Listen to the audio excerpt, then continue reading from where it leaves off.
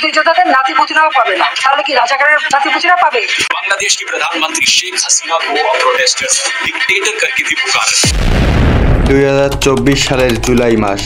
বাংলাদেশে তখন চলছিল বৈষম্য বিরোধী ছাত্র আন্দোলন, যাদের মূল লক্ষ্য ছিল বাংলাদেশে চাকরির ক্ষেত্রে কোটা প্রথার সংস্কার।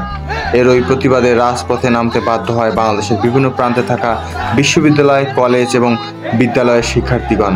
তাদের একটাই দাবি ছিল কোটা প্রথার সংস্কার। এর জের ধরেই তৎকালীন ক্ষমতাশীল আওয়ামী লীগ সরকার শিক্ষার্থীদের উপর হামলা চালায় এবং আওয়ামী লীগ সরকার তাদের স্টুডেন্ট উইং ছাত্রলীগকে মাঠে লেলিয়ে দেয় বৈষম্য বিরোধী ছাত্র আন্দোলনকে প্রতিহত করার জন্য। যখন একই সাথে এত জন শিক্ষার্থী মাঠে নামেন, তাদেরকে থামাতে না পেরে আওয়ামী লীগ সরকার গুলিবর্ষণ শুরু করে এবং 16 জুলাই 2024 বেগম রোকেয়া বিশ্ববিদ্যালয়ের ইংরেজি বিভাগের শিক্ষার্থী আবু সাইদ শহীদ হন। আবু সাইদের মৃত্যুর পর থেকে আন্দোলন আরও জোরালো হয় এবং বিভিন্ন জায়গায় সাধারণ জনতা ক্ষিপ্ত হয়ে মাঠে নামে।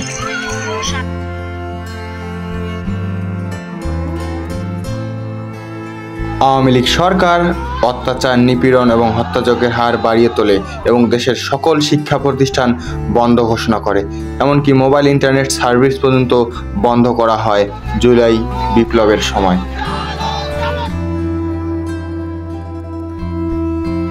আস্তে আস্তে বৈষম্য বিরোধী ছাত্র আন্দোলন একটি বিপ্লবী রূপ নেয় এবং 5ই আগস্ট 2024 প্রধানমন্ত্রী শেখ হাসিনা দেশ থেকে বাধ্য হন। আমরা আবার একটি স্বৈরাচার মুক্ত রাষ্ট্র ফিরে পাই। এই রক্তের বিনিময়ে আমরা পেয়েছি 1971 সালে একটা স্বাধীন দেশ। 2024 সালেও এসো যেন তার পুনরাবৃত্তি ঘটল।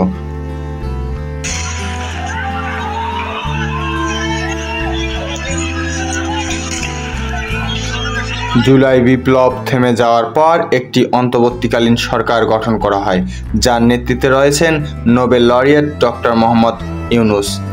আবু সাইদের মৃত্যুর পর থেকেই মূলত একটা জোরদার আন্দোলন লক্ষ্য করেছিলাম আমরা।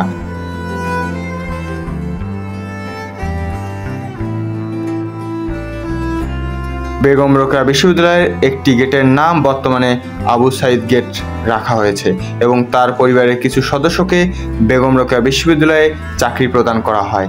এছাড়াও পার্কের মোড় নামে পরিচিত রংপুরের একটি স্থানকে এখন আবু সাইদ চত্বর ঘোষণা করা হয়েছে।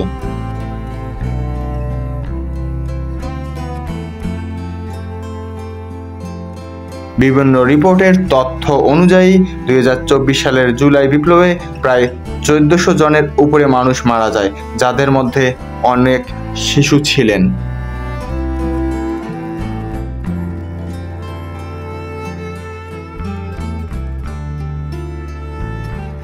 এত শহীদের রক্তের বিনিময়ে আমরা পাই স্বৈরাচার মুক্ত নতুন বাংলাদেশ।